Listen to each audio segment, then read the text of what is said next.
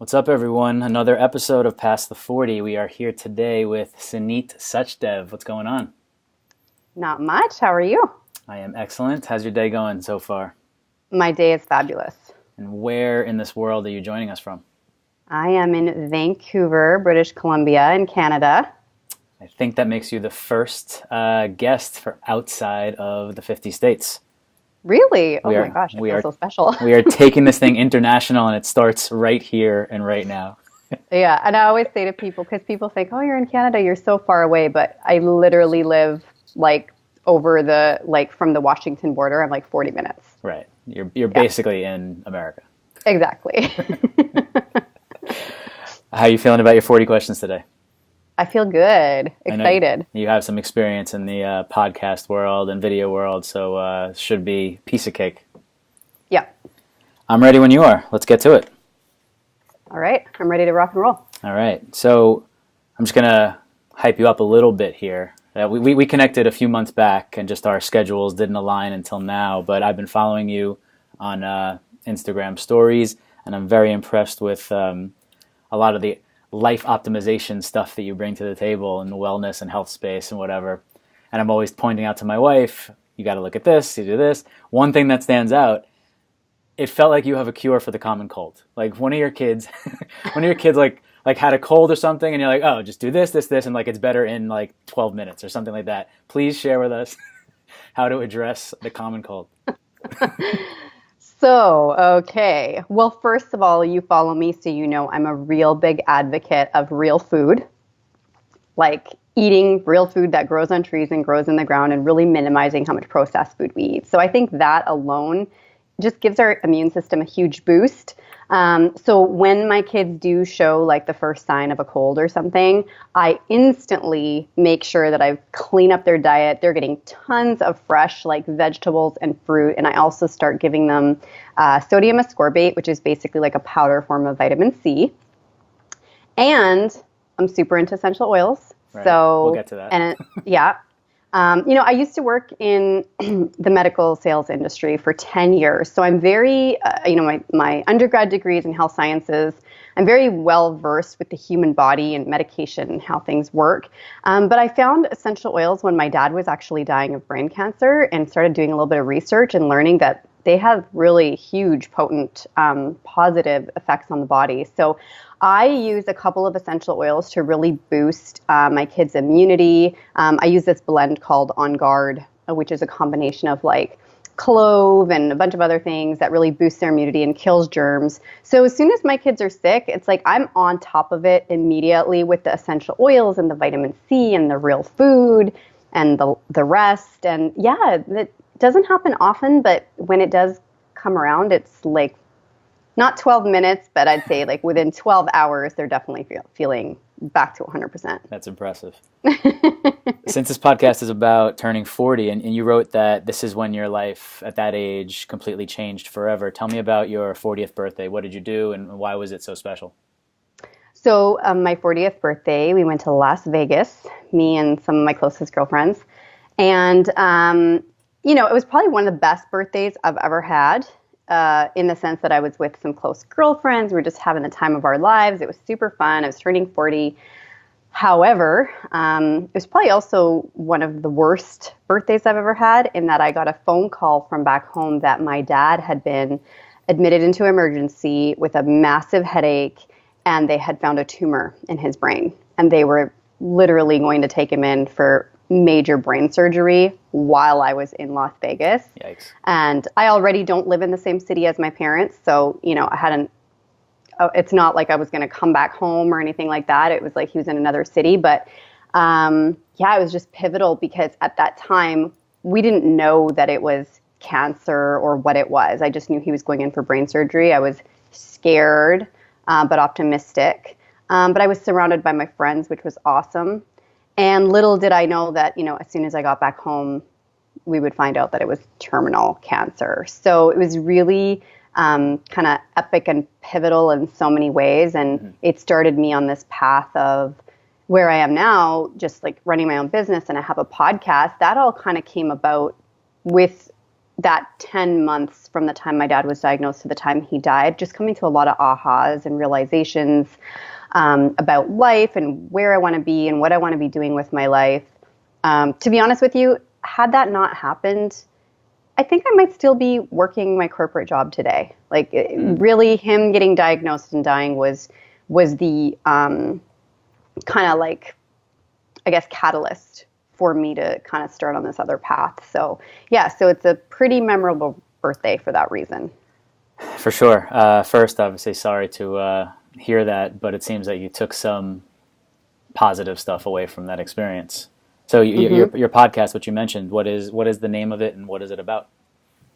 So the podcast is called Modern Mommy Prep School. I'm actually in the middle of a rebrand, so that's going to be changing a little bit. But Modern Mommy Prep School is basically a podcast that I started to, it's kind of for the moms who were entering motherhood or getting ready to enter motherhood, like a prep school for moms, you know. Mm-hmm. For the women who maybe don't have time to read all the books and, you know, you just want to sit and put some headphones in and listen to various, you know, I interview various experts on different topics. So everything from sleep training your kids to, you know, early speech development to self-care. And that really is why I started it and how I started it. And that was about 1.5 years ago. But over that time, I have found that the people who are listening to the show and following me actually are not new and expecting moms. It's women who are already kind of in the throes of motherhood and and they're going, where were you when, you know, I was pregnant? Right. And I've just come to this epiphany that when you're pregnant or you're in new motherhood, you're not really looking to listen to a podcast about motherhood, right? It's like you can't, you don't know what you don't know. You have a one-track mind there. You're just like... Exactly. Yeah. And so I've started to switch out the content a little bit. And, you know, you follow me on Instagram, so you know what I'm all about. But really trying to give women who are right in it, who are ready to take that step forward, just to live a more kind of high vibe life where things are more positive and they feel confident as parents and they're taking charge of their health. So I've already been doing that with the show, but now we're going to match up the name to the show. So it's changing over to high vibe mom life. But that'll probably be another few months before that actually happens. But that's basically what it is and what it's about. I'm glad you mentioned that because I noticed that you use that term high vibe in a bunch of your stuff and your Instagram, on your website. Yep. So high vibe means what to you exactly? So high vibe, and this is where, you know, I get a little bit woo-woo. Right. But I believe in the law of attraction. I believe that what you put out comes back to you. And I believe that we're all energy. Like human beings are energy. And when everything is like firing on all cylinders in a positive way, like your health, your mind, your body, your soul, everything, you're living in, like you have a, you know, when you look at somebody, you're like, that person has such a good energy. Oh, of course. That we all resonate with that. Or when you're sitting in a room and you're like, the vibe in that room was so good tonight, or the vibe in the room was so bad. So we do feel that energy. Definitely. So I think when you're firing on all cylinders with your health and your happiness and your mindset, you're in a high vibration. So that's what I'm referring to when I'm saying high vibe. Sure. What does the first hour of your day usually look like? First hour of my day entails a little bit of quiet me time before my kids get up, about 5 to 10 minutes. I'll usually meditate or just kind of lay in bed and try to clear my brain. And then I'm up and I'm brushing teeth, my own, theirs, getting them dressed, getting them ready, ready for school, making breakfast, making lunches, taking them to school. That would pretty much be the first hour of my day. If you could teach a high school class on any subject, what would that be? Probably meditation. What does your meditation practice look like? For me, it's usually just sitting in silence for anywhere between 10 and 30 minutes. Sometimes I'll pull out some mala beads and kind of have a mantra that I'm repeating and I'm holding the beads. It really varies, Chris, to be honest with you. I actually just did a live on this yesterday, but I think meditation really just means you're present in the moment. Your mind's not going a million ways. So usually it's sitting in silence, but I have like a coloring book that sometimes I'll sit and color in and I'll just like really enjoy just sitting and coloring. But the reason I'm saying that I would love to teach a high school class on that is because I just think that everybody needs to sit the F down and shut the F up for like a few minutes every day. And if we can teach this in schools, I just think our future would look a lot different than it does today. I 100% agree. There was some school in the Midwest, I want to say, that instead of detention, the kids go to like meditation.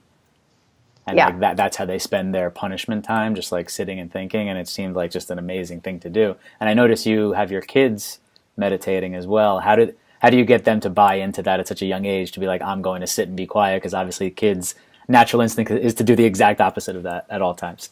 Well, to be really honest with you, kids are actually naturally mindful. If you've ever watched, you have two little guys, if you've ever watched them play with a toy, you notice how just like into it they are, like they're playing with that toy, that car, that Lego.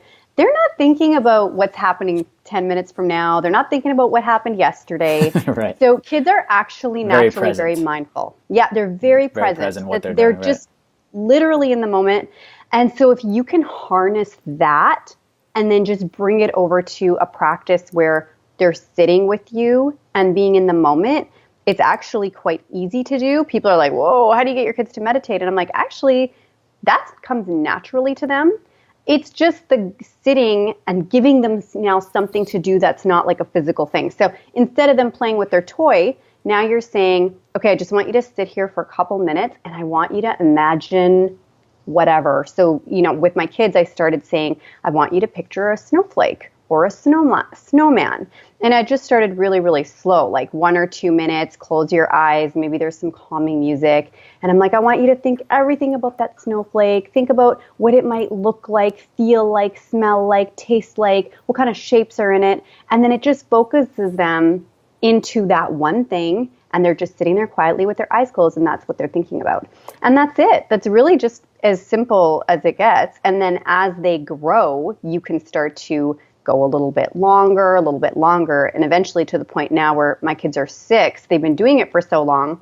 Now sometimes I'll be like, what were you thinking about? I'll let them choose. Sure. And they'll say nothing. I'm like, perfect, That's you've great. mastered meditation. Can they teach me how to do that? Because I try every day and nothing is very, my nothing moments are few and far between. I've been starting with my almost 4-year-old, who's going to be 4 this weekend. Like when I put him to bed, our new thing, like I lie down on the floor next to his bed and he now asks me, can we do breathing? And we just like, he picks a number under 10, so it doesn't take forever, but he's like, all right, 6. And we like count 6 breaths and we do like 1, and we both do a deep breath in and out together. And that's like my, I guess, start of that process. I love it. And actually, I just shared this the other day, but I'll share this here since we're talking about it. Breathing is another great way to get your kids into it. Yeah. But having them pretend to blow up a balloon is a great way to get kids, actually adults as well. Like I said, even adults, like I work with a lot of moms. I'll be like, you know what? If you need a minute, just pretend like you're holding a balloon, take a deep breath and blow the balloon, and then tie it up and let it go. And you can say to kids, you let all the bad feelings go with it. Totally. So yeah. Lots of different ways to focus them in. You just got to get creative. Nice. What's a skill that you want to acquire in the next 40 years of life?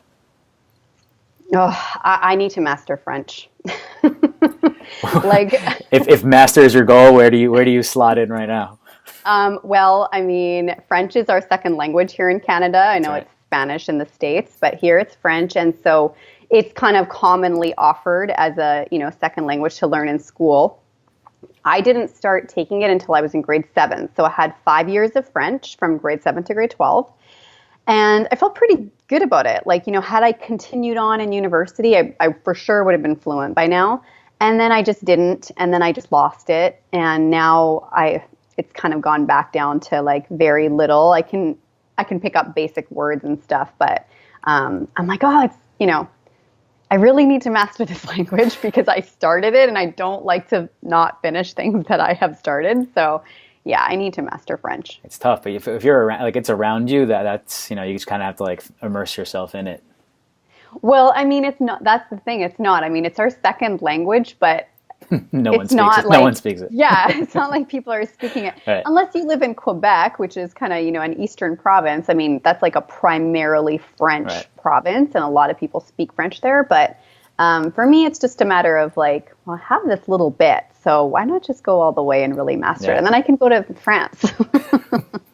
I'm the same way with Spanish. It would be on my short list of skills to acquire in the next 4 Yeah. years also. It's just Yeah. being bilingual is such a skill that I'm envious of.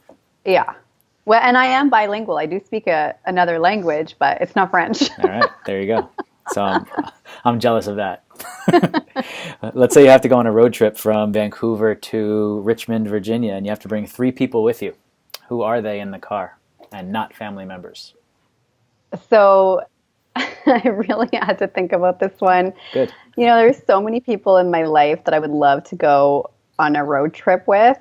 But to be honest with you, like if I could really cultivate like my perfect 3 people that maybe were not friends of mine. That's fine. At least half the people that have had this question take it as, people they've never met before. Yeah. So my 3 were Gwyneth Paltrow, Okay. James Corden, and Gary Vaynerchuk. I would love to be in a car with those 3 together. That's an interesting ride. Somebody said James Corden recently. Does that mean you are in the front seat doing karaoke on this ride? Yeah, exactly. I mean, we need somebody like that to entertain us, right? What's your go-to karaoke song? Oh God, probably Tiffany. I think we're alone now. Nice. It's like my all-time favorite. That is a classic. Love that one. All right, it's James Corden, Gwyneth, and Gary V. Nice. Yeah. So someone like me, a 40-year-old guy, 41 actually now, what essential oils should I have in my life? And if the answer is all of them, give me 2 must-haves. No, I won't say all of them. I would say On Guard, which is a blend of oils sold by this company, doTERRA, that's got really high-quality essential oils. Great for things like boosting your immunity, killing all the germs. Like it's just like one of those things. Like we use it for everything in our house. And then frankincense. It's like Frankincense? Yeah, frankincense has been hugely researched, actually in clinical trials, looking at the effects that it has on inflammation in your body, regenerating cells, so cellular turnover. Great for the skin, great for inside your body. Amazing for all sorts of stuff. It's called the king of oils, actually. So if I had to pick 2, I would say those would be the 2. That sounds pretty good. And you put drops on your food or drink, or how do you take it? Yeah, so just internally, like a glass of water, Right. or like a shot Drop a little glass. drop in and take it, and you're good for the day. Well, no, you want to take like something like a frankincense. Yeah, you would take like 1 drop every day. Mm-hmm. Something like an On Guard, typically, I tell people to take it internally when they kind of feel like they've got something coming on, but on a daily basis, like we use it, like for instance, to in our like cleaning solution. Like I have like a little kitchen counter spray. So On Guard's actually been looked at in terms of like how comparable it is to things like Clorox and bleach, but it's way safer for you, obviously, because you can ingest it. And I literally put a few drops of that in a spray bottle with some vinegar and water, and that's what I used to like wipe down my kitchen countertops, clean our vegetables, like all that stuff. Right. Things like that. Like people are not doing things like this, and I'm always amazed when I see you doing these things. I'm like, you're like a wizard. I don't understand how you know this stuff. I'm just super into this stuff. I'm just like really, really interested in it. So easier to learn about stuff you're interested in, For sure. Who is your oldest friend, and where did you guys meet? Ooh, my oldest friend, and where did we meet? I mean, at this point in my life, I've had a lot of friends come and go. So I think at this point in my life, like the person who's been around the longest is probably one of my best friends, Kim. We worked in the bar together. Probably, I want to say I was in my mid-20s at that time when I met her. So yeah, we've been friends for almost 20 years, and she's kind of like one of the few people that's made it through. It's tough. It's tough to keep those enough people around. So you start weeding them out as you move your way through life. Exactly. Yeah. I have, and I'm cutthroat about that as I get older too. Yeah, I don't want to spend time, for sure. waste time with people that are not aligned with me. So, Absolutely. yeah. Getting back to the 40 theme, you just launched a project called 40 and Such. What is that about? So 40 and Such is really just an extension of kind of what you already see me doing over on Instagram. So my primary business is I'm a life coach. I work with moms. I try to inspire a positive mindset, and I do like a lot of mindset work.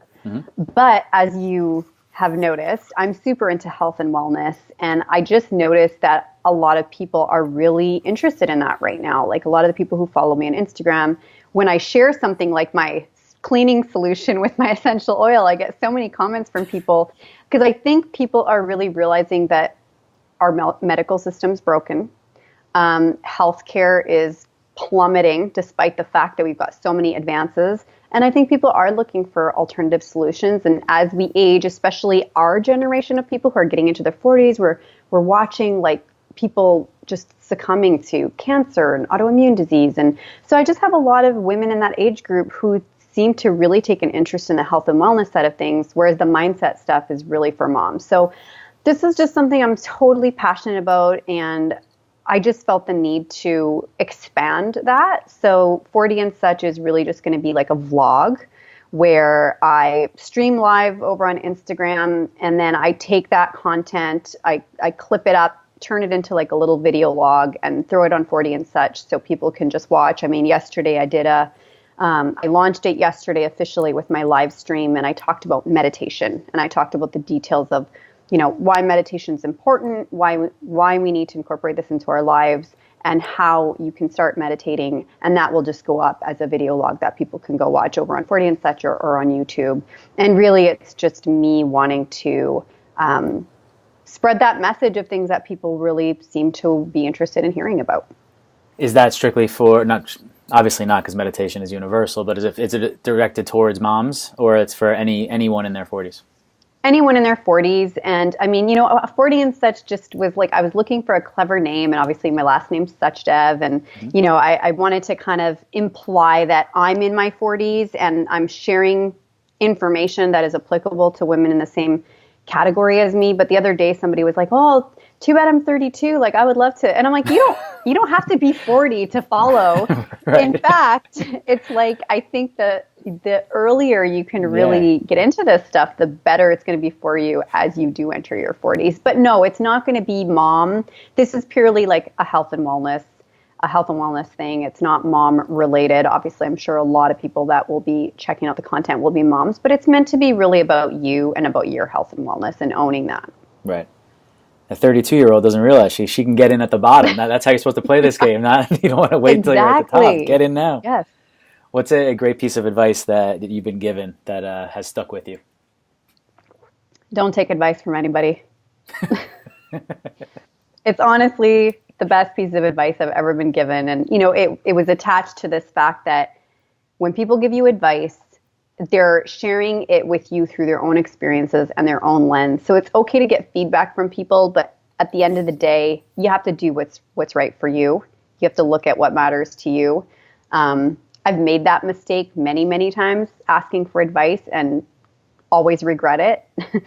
I mean, I definitely take people's, thoughts into consideration, but I always remind myself that other people's advice comes from their perspective and their lens, and it may not apply to me. So, yeah, that's the best piece of advice I've ever been given. All right. So you have twin boys. If you could ensure that they have one experience that you have had yourself, what would you want that to be?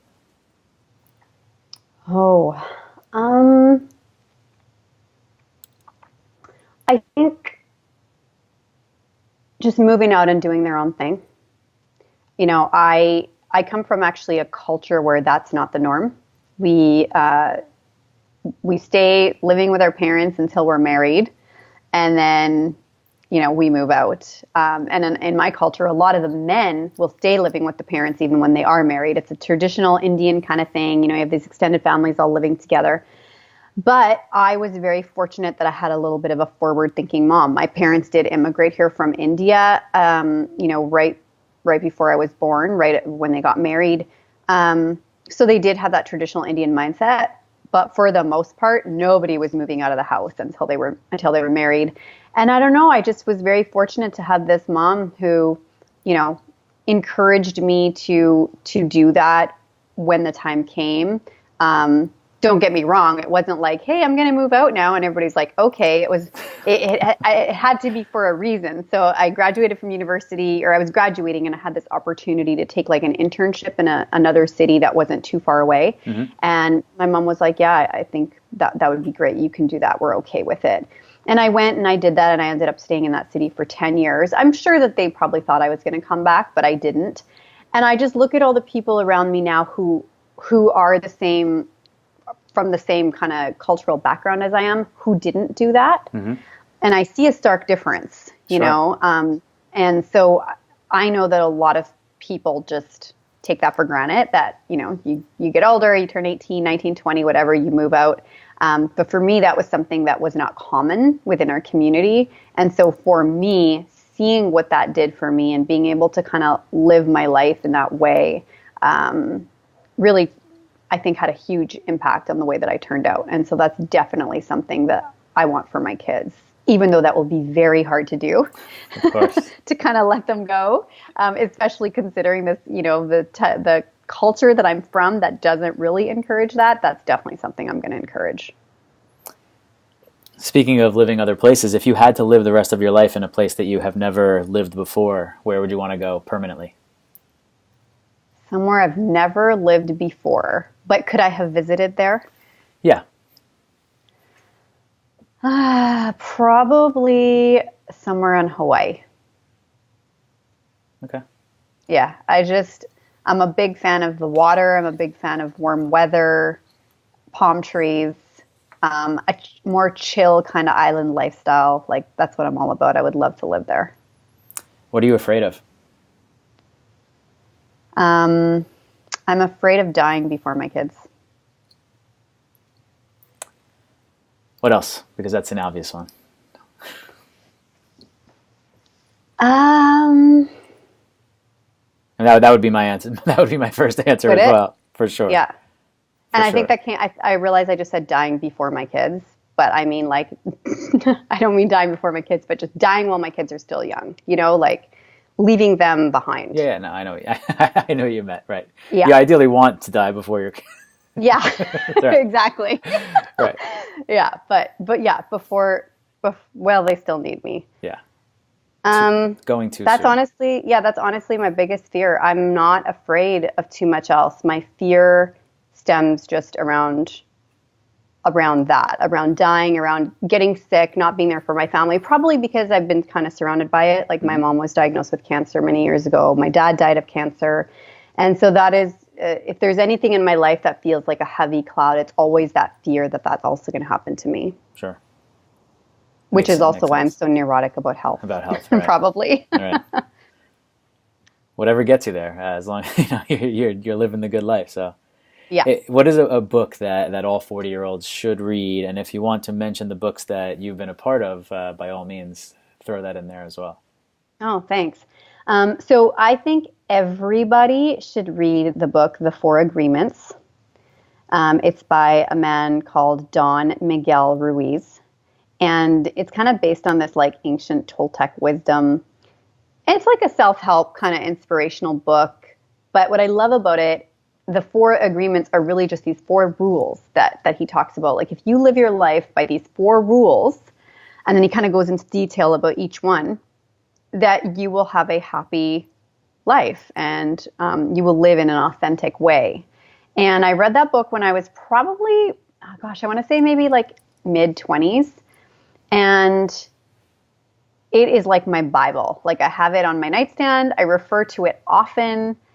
And I think it's a life-changing book. So if you haven't read that at this point, everybody needs to read that book. What are the four rules? If you can put, like, can you sum them up in just one word or two words, or? Well, I mean, so number one is always do your best. Okay. Number two is don't take anything personally. Number three is don't make assumptions. Mm-hmm. And number 4 is, can't remember exactly how it's worded, but it has something to do with the word, like how you use your voice, to be mindful of how you're using your voice, to always be using the words you speak and your voice in a positive way. And of course, that's very simplified. So he goes into super detail about these 4 agreements, but it really is life-changing if you can kind of adopt these 4 rules. And you feel that you have? I mean, I wouldn't say that I've mastered them. I think, like I'm not perfect by any means, but I definitely, when there's anything in my life that's out of alignment where I feel like something's bugging me or I'm having a conflict with my husband or somebody I care about or anything that's like off kilter in my life, I find that going back to those rules and reminding myself of what they are and what they really mean one of those 4 agreements for sure will help me fix whatever my issue is in the moment. And that can range, like I said, I mean, there's just so many times when something will come up in your life that you're like, okay, how do I get a handle on this or feel better about this? And I find that oftentimes one of those 4 agreements will come into play and remind me, okay, yeah, I need to remember that. All right. Solid foundation. Yeah. If you could have a drink with any historical figure, who would that be? Walt Disney. Cool. Why? I'm just really in awe of what he's created and built. And, I consider myself a businesswoman, and I really have mad respect for anybody who can do that with a business. But just the way in which he's done it, I'm so curious, like how these ideas came to be, where they come from. I read a little bit about his history.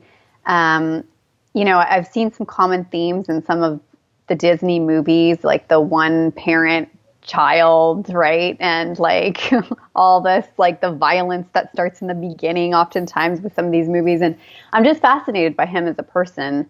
So yeah, I would just love to sit down and kind of dig a little deeper and find out what made him tick. And then also how he was able to be so successful and grow such a successful empire.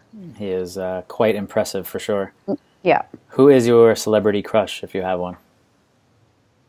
So this was a tough one because I honestly don't really have many celebrity crushes. That's fair. But if I had to pick somebody, it would be Justin Timberlake. Okay. I love his music, and I just think he's so cute. And I love his wife, so.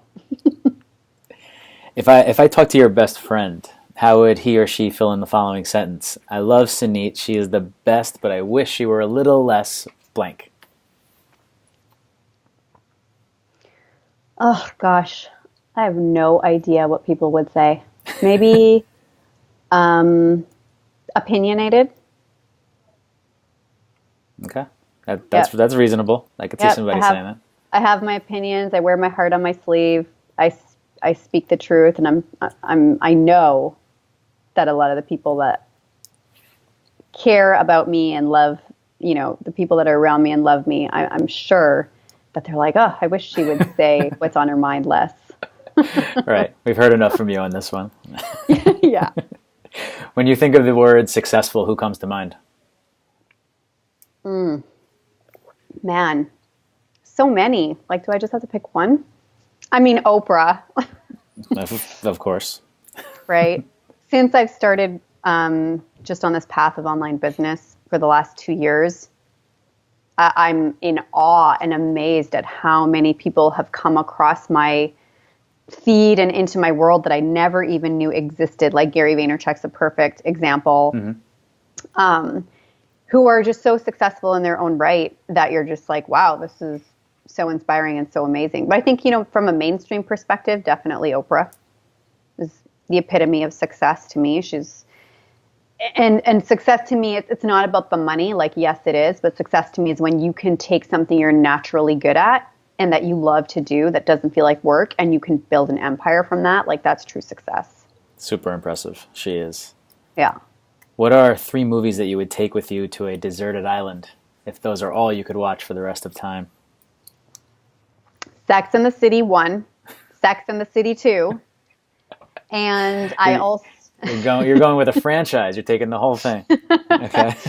And I actually really also love Sliding Doors, the movie Sliding Doors with Gwyneth Paltrow. So, yeah, I could watch that over and over. I love analyzing that movie. So, yeah. You can talk about it with her on your road trip. Exactly.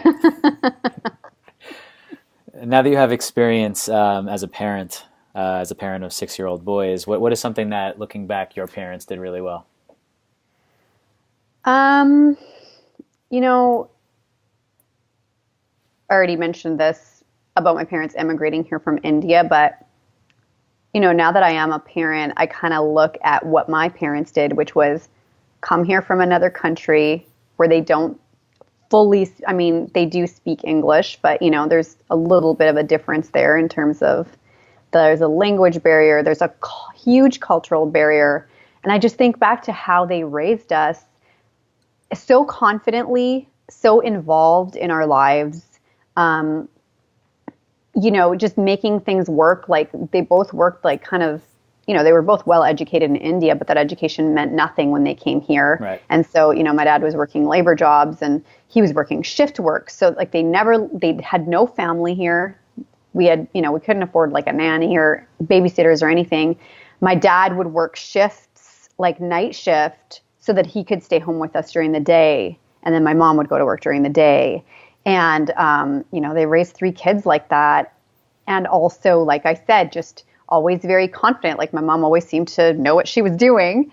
And I know especially me being the firstborn and the oldest, like it wasn't the easiest when you're from another country and your child is being raised here and you're going to school here with like a bunch of white people who, right? Like I was like them, like those were my peers. That's how I grew up. Right. And it can't be easy we already know raising kids is like, right, one of the hardest things that you could do. I don't think that it's hard because of the early sleep deprived days. I think it's hard because you're literally growing this human being and you're trying to make all these decisions all the time. And the fact that they did all that and also were already starting off at a disadvantage because of just the fact that they were not from here and they didn't have the family and they didn't have the support and they parented so confidently. I mean, that is something that I didn't obviously appreciate at the time, but now I can totally appreciate it.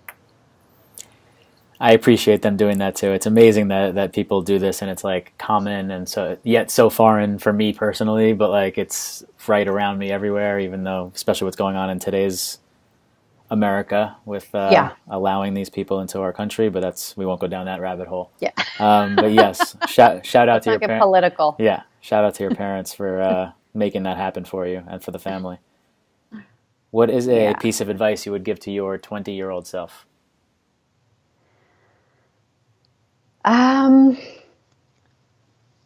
It would be to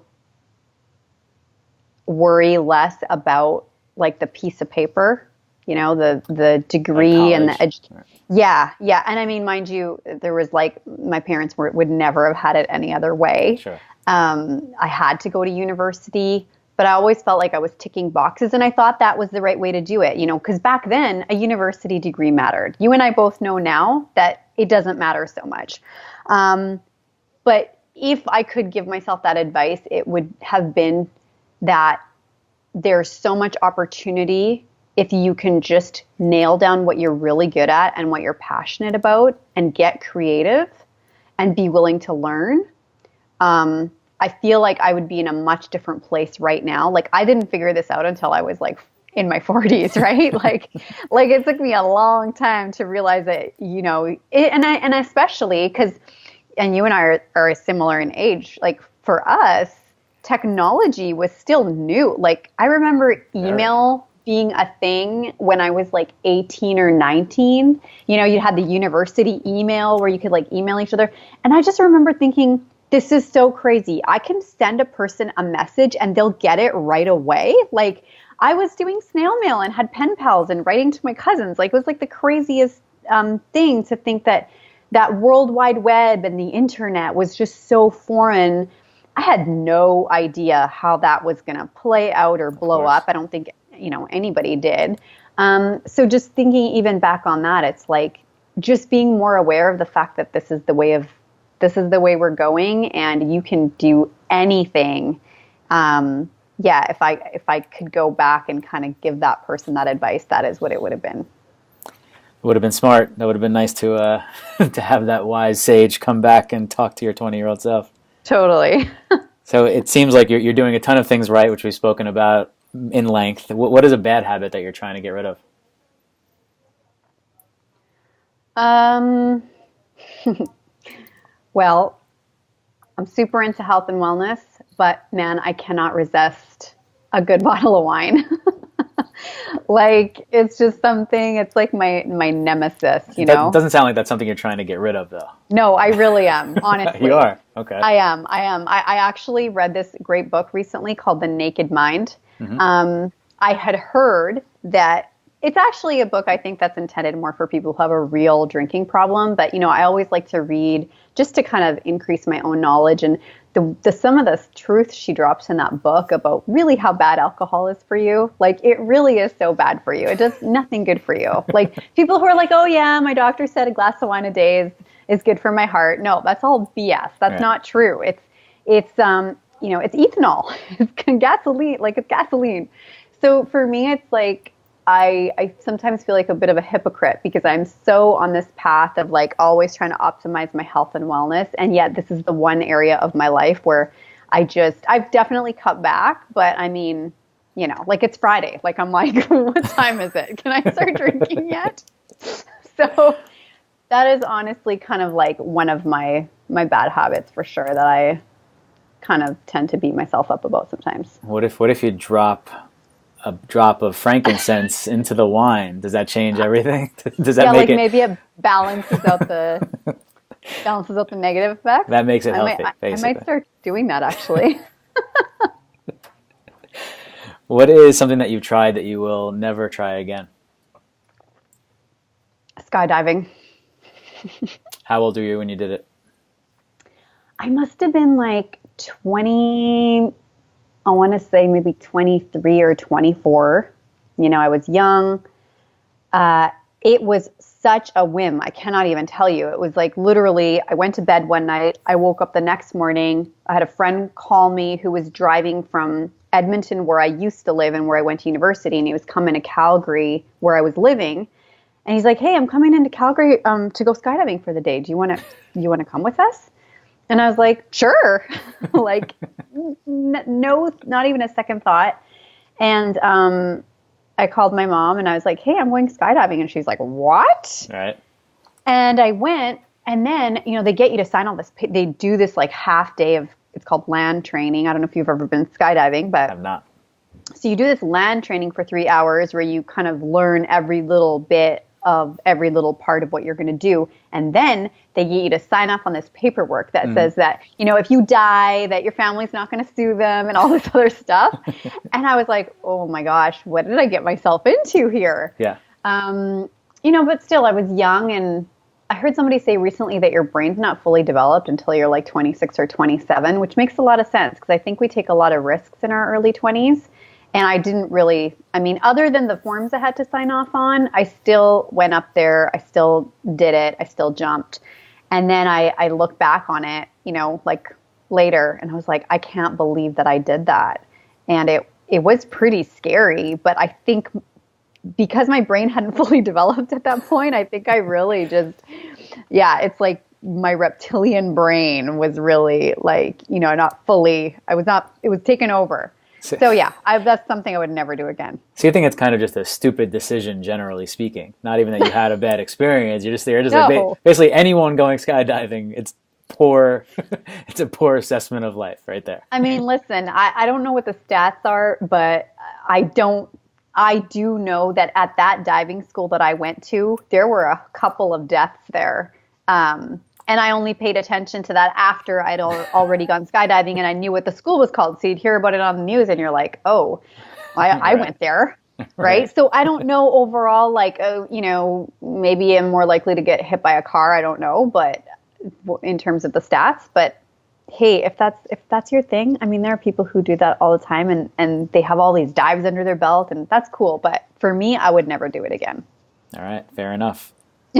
What is a great compliment that you've received that has stuck with you? Oh, this is a tough one. You know, I think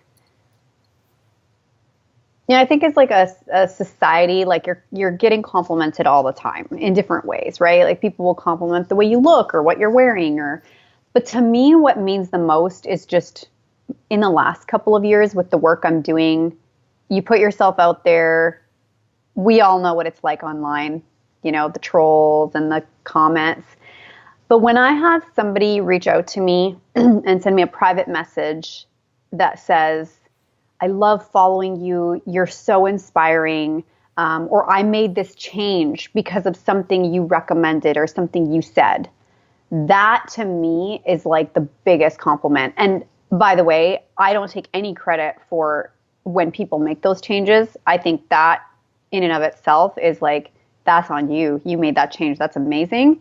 But it does make me feel good because that's what I'm trying to do. At the end of the day, I always say, I'm trying to change the world through moms. Like I'm trying to create a healthier, happier future by really inspiring women to show up better for themselves, show up better for their kids, and raise more amazing kids.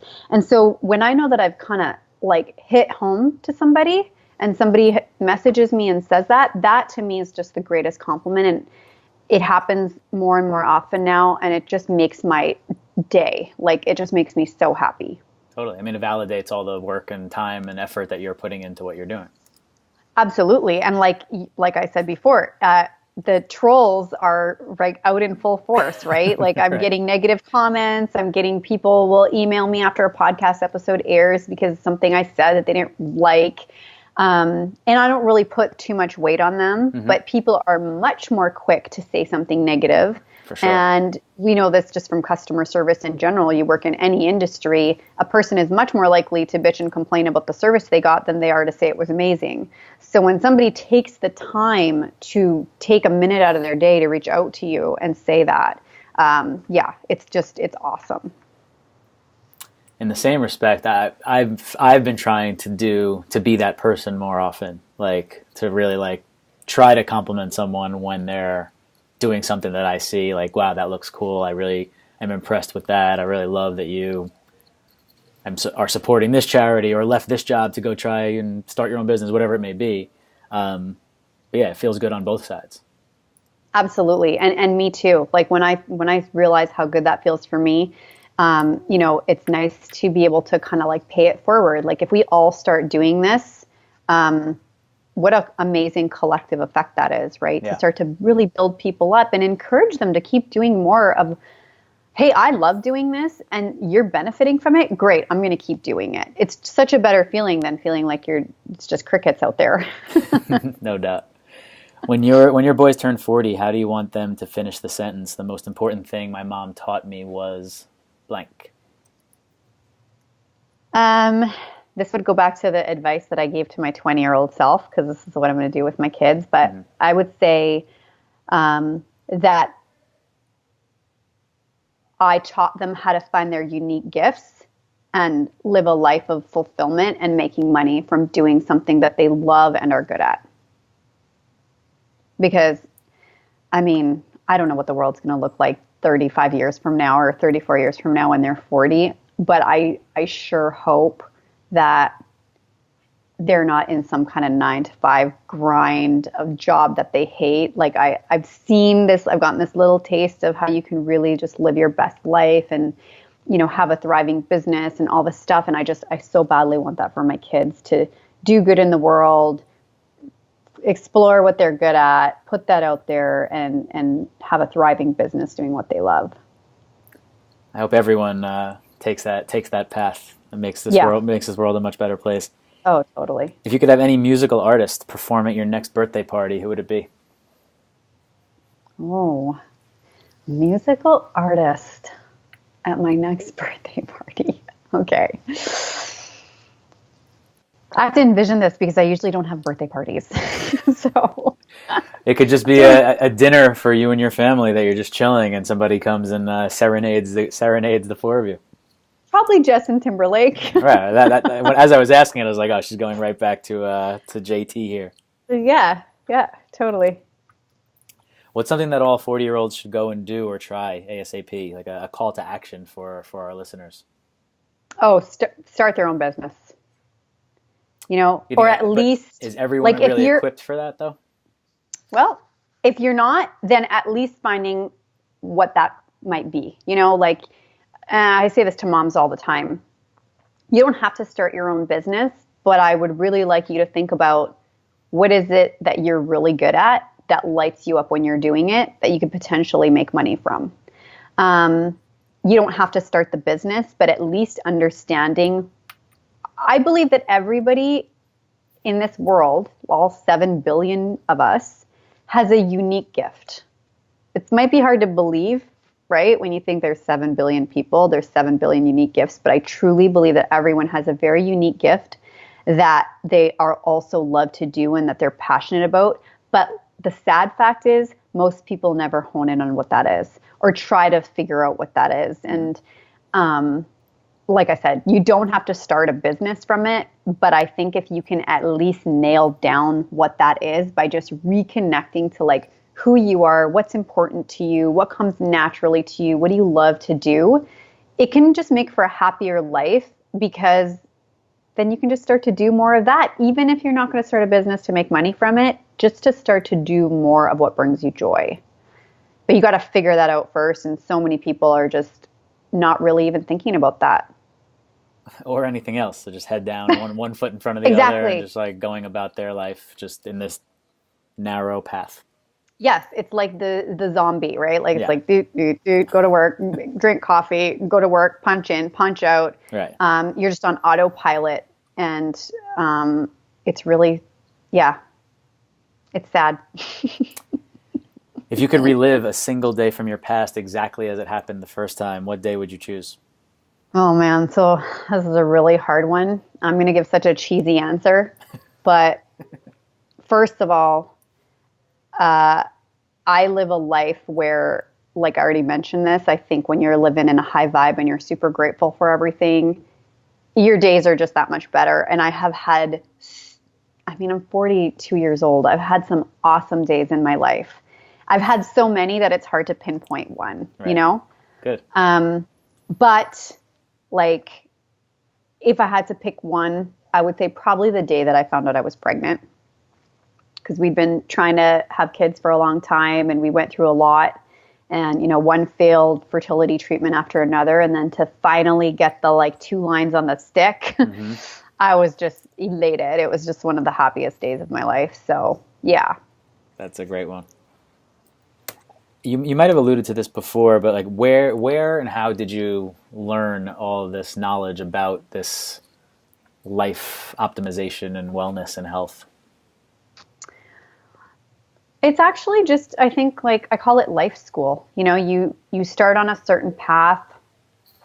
I was a gymnast at a very young age, so fitness and health were kind of like a part of my life. That is the reason that I went into the, undergrad program that I did. I wanted to be close to fitness and I wanted to be close to health. And so getting like an undergrad degree in health sciences I didn't know what I was going to do with it. I just knew that I wanted to be in that world.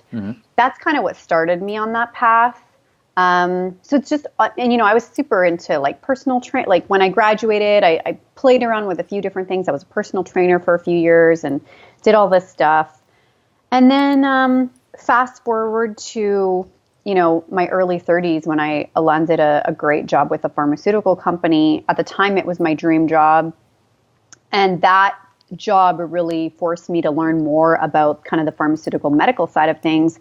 My health sciences background was just like a natural fit, but then learning more about like the medical industry and being surrounded by, like my job was literally to see 5, 6, 7 health professionals a day, like doctors and whoever. So it's just always kind of been a big part of my life. But then as time went on through my 30s, as I started struggling with fertility, as my mom was diagnosed with cancer, my husband's mom was diagnosed with multiple sclerosis, I was just taking all my knowledge from like the last, 10, 15 years and doing more research myself and learning more and more about how to really optimize my health and the health of my family. And just doing whatever I could to learn more. And then my dad got sick. And that's when I really dove into, when you're told that somebody that you love is going to die, and I read the prognosis like online, like seeing all these stories. It's like, this is not a cancer that anybody survives. Glioblastoma. It's a very, very not a good cancer to have at all.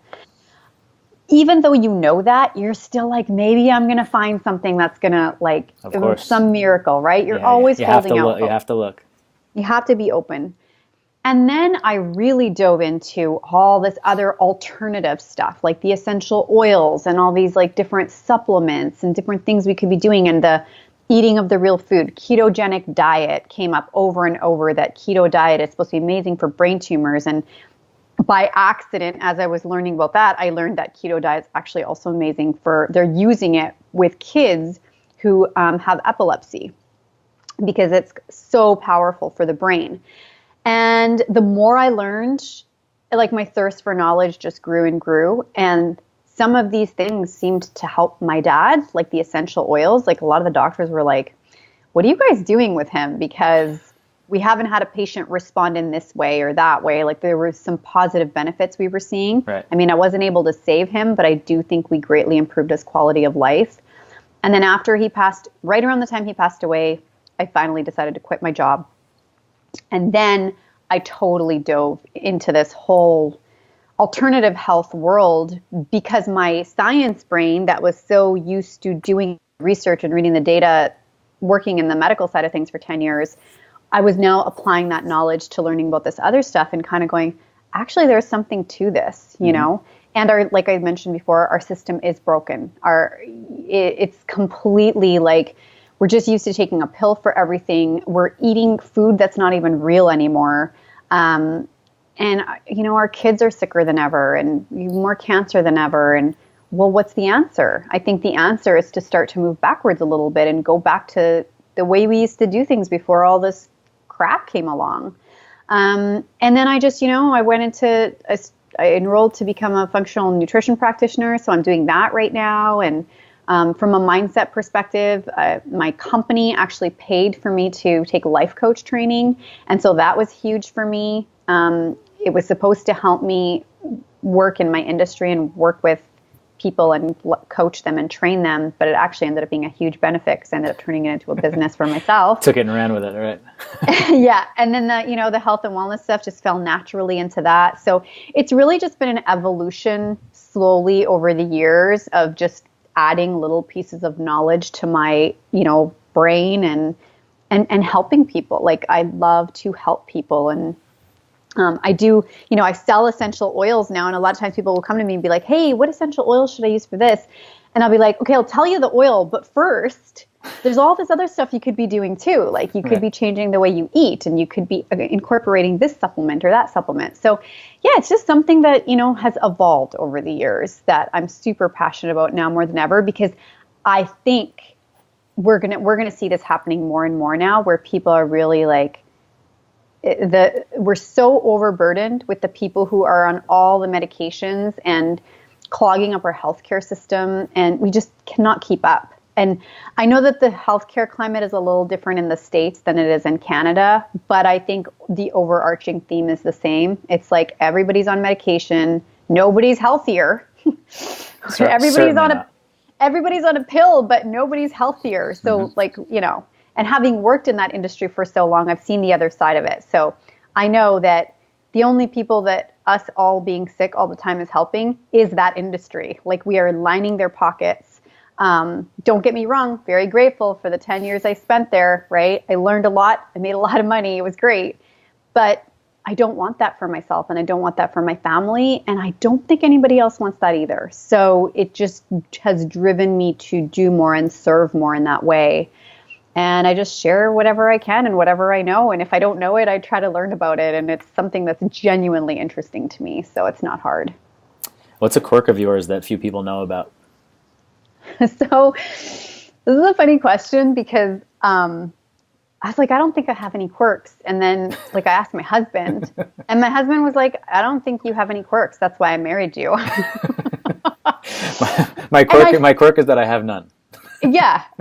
And then I thought about it. I was like, I don't think my husband has any quirks either. So I guess it really depends what your definition is of a quirk.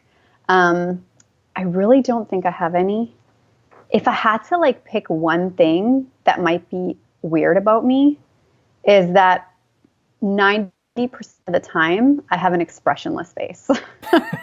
Like right now we're talking and I'm laughing, but for the most part, I'm sure people think I have a ton of Botox. Like when I'm out in public and I'm sitting, it's when I talk, I really am quite expressionless.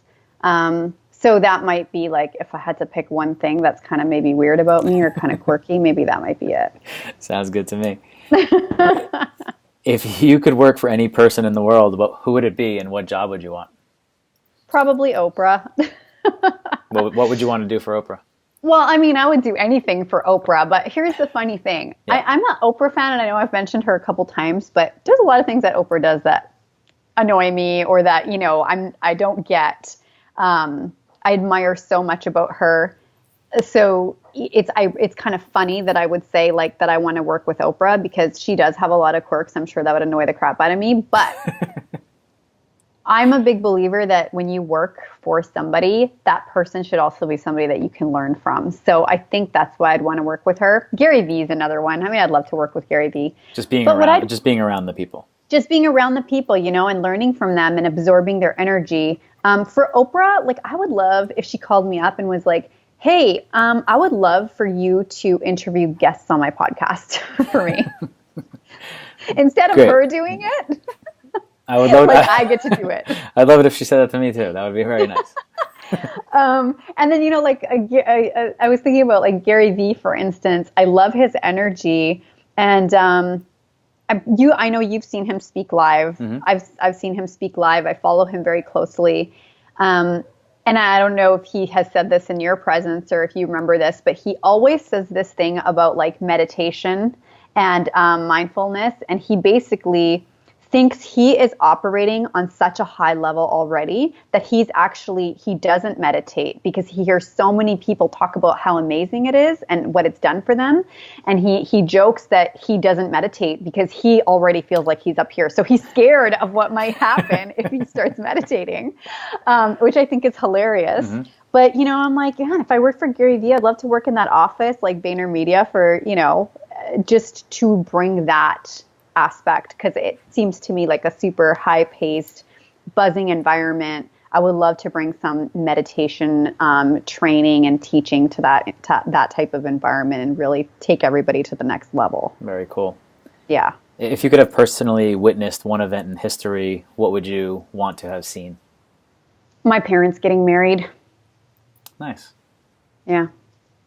Like they had an traditional arranged marriage, did not know each other. Crazy. I don't even think they talked to each other before they got married. So I would have loved to have just been sitting there that day to like watch them getting married. That would be something. This was in India before they came here. Yeah. Right. And like my mom always tells the story of like, my dad was already in Canada. He'd been here for like a year or two. And then I think her dad and his dad worked together. So her dad was like, hey, we have a daughter that needs to be married off. And his dad was like, oh, our son is in Canada. Like, that was like a really big thing to have come here and you're living this good life. Yeah. And so they were like, oh, okay. And then I guess my dad went home for a visit and then his dad took him to her house. And she said, yeah, he came in. We said hello to each other. And then they went in another room and talked like her dad, his dad, and him. Mm-hmm. And then like a little bit later, he left. And then her dad said, so what did you think? And my mom was like, oh, he seems nice. And then her dad was like, great, you guys are getting married. And the next time she saw him was at their wedding. At the wedding. Amazing. Yeah. So yeah, I just would love to see that. That would be a great one. I might put that to the top of my list when I answer this question. That sounds amazing. Yeah. What's an event you want to see? I want to go to Sunit's parents' wedding. What is a pet peeve of yours? When people finish my sentences. Does that happen? They're like the chronic over talkers, like the ones that it's just this is a quirk that some people have where they just feel the need to like anticipate what you're going to say. I noticed it. I used to notice it all the time, but I've noticed it a lot since I started podcasting. podcasting is that there are just some people who they're not interrupting, but I think they think that they're like getting on the same page as you by like finishing what you're going to say. Or they're like talking over you or something. I don't know, but it drives me crazy. In a podcast setting, though, that is a difficult dynamic because you're not in the same room. You can't like get that vibe with the person. So it's like hard to pick your spots sometimes on a podcast. Okay, well, I'll give it that, but still. Like, just wait for the person to finish their sentence before you talk. That's all I ask. Wait, are you finished? Yeah, I'm done. Go ahead. If you were hosting this podcast, what is a question that you would want to ask other 40-year-olds? I think what I'm really curious about is we make such a big deal about these milestone birthdays, like 30 and 40. And, I had like kind of like an epic thing happen when I turned 40. It made it really memorable for me, and I've grown a lot from it. I'm just curious, does everybody think that 40 is kind of like this pinnacle thing? Is it really turning 40 that makes us like wise and sage, or is it just the number, right? Like, I really would love to know if people think that there's something about turning 40 that's epic, or is it really like, just the fact that by the time you're 40, you've probably experienced a few things that maybe you wouldn't have experienced 5 years ago. I mean, I don't know, but I would love to know what people think about that. I think if I can, I'm a person and I have a thought on this. Okay. I think obviously the right answer is 40 is really no different than 39 or 41 and whatever. In reality, like that's the practical, rational answer. However, I think people like to find reasons to celebrate stuff, right? So it's a good round number to be like, okay, now I'm sort of like a rite of passage. I'm going to take this moment to then reflect and make myself an elder statesman now that I'm 40, because no one would have listened when I was 39. Now that I have this 4 in front of my number, it's a way to rationalize, I think. But in reality, there's no difference between yesterday, today, how like you're not any different. Yeah, I think you're right. We've reached the end here, unfortunately. It's been a lot of fun. I have one more question for you. You picked a song for the people listening on podcasts, on audio rather. What song did you pick to play us out of here today, and why did you choose it? I chose Jai Wolf, and I'm trying to remember the name of the song that I picked. Because, Indian Summer. Because I listened to a few Jai Wolf things. Indian Summer is one of my very favorite songs. So Indian Summer is... I like to have like little anthems, for the year, or sure. Yeah, like things that kind of, especially this year, like as I was entering 2018, I was like, this is going to be my most epic year.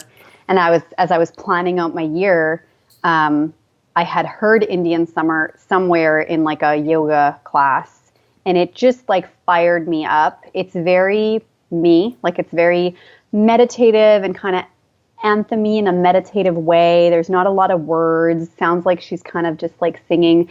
But I'm Indian, and it's got that Indian flair to it, like the kind of background of the music. And it's just like a real feel-good song for me. And it just reminds me of those last few days of 2017 when I was sitting here in my office, like writing on my whiteboard and planning out my year and just feeling like this is just going to be like an epic year. And now I've started bringing that song and a few other songs by Jai Wolf into a lot of the work I do. Like I do like some mom group coaching and meditative circles and things like that. And that will be one of the songs that I always play. And without fail, I always get asked about my playlist, and people always want to know what that song is. Right. Even though it doesn't like really have any words, I think there's just something about that kind of music that people find really kind of uplifting and inspiring and meditative and hopeful. So yeah, it just keeps coming up over and over. I listened to it today for the first time, getting ready, to put all the audio pieces together, and I think you did a perfect job of describing it. It's like it kind of fits like all of those. It's like checks all the boxes that you just said. Yeah. Did you like it? Is it your thing or no? It's definitely not my thing, but if I were in a yoga class or a meditation setting, like, it would definitely be, apropos for the moment. Right. Where can people find you online and follow your wisdom? Well, I hang out the most on Instagram, as you probably have figured out. So I'm Sunit Suchdev over on Instagram. Try to post some inspiring stuff for moms over there, but then I also share a lot of like my behind the scenes life and stories. And otherwise, like I mentioned with my podcast and everything else, 40 and Such, I've got like my umbrella website. So you can go to sunitsuchdev.com, and somebody wants to listen to my show or check out 40 and Such. It's all linked up in different ways there. If you want to buy essential oils, you can hit me up on sunitsuchdev.com. Yeah, that would be like the simplest way to kind of get connected in with everything else that I do. I mean, I might be your newest customer in the oil front. Awesome. I'm sold on these things that you told me here today. Right on. Thank you for joining us, Sunit. This was a lot of fun. Yeah, well, thanks so much for having me. This was awesome to A, be interviewed by a man, and B, not be a guest on a podcast that's like all about motherhood. This is a nice change. That's right. We are doing new things here, new experiences, like all 40-year-olds should be doing. Try new stuff. Get out there. Yeah, and I got to say, I mean, I love what you're doing. I mean, obviously, I started 40 and Such, trying to kind of speak to this thing about turning 40, and I just love that you have a podcast around it. I think it's fabulous. Cool. We're on the same wavelength. We're talking to all the 40-year-olds out there. Yeah, totally. Thanks, everyone, for listening. Sunit, thanks for being here. Everyone go check her out online, and we'll see you next time on Past the 40. Thanks. Bye.